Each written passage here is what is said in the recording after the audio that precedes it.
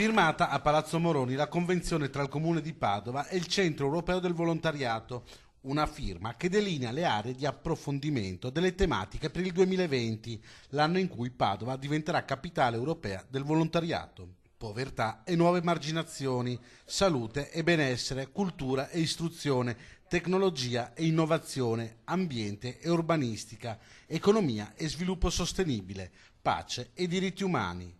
Le iniziative coinvolgeranno associazioni, istituzioni, cittadini e imprese.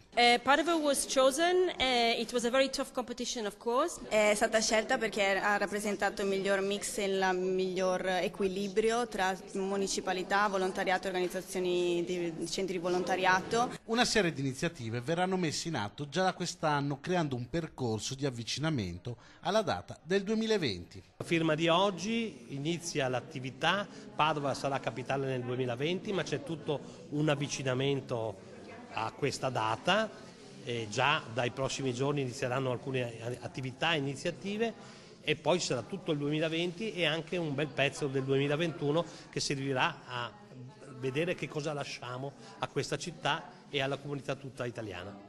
Un'opportunità per una città che ha fatto da sempre del volontariato la sua bandiera. È una grande responsabilità perché è la prima città italiana ad avere questa onorificenza. Credo che Padova la meriti veramente per il numero di associazionismo, ma anche per l'antica storia che ha Padova del volontariato.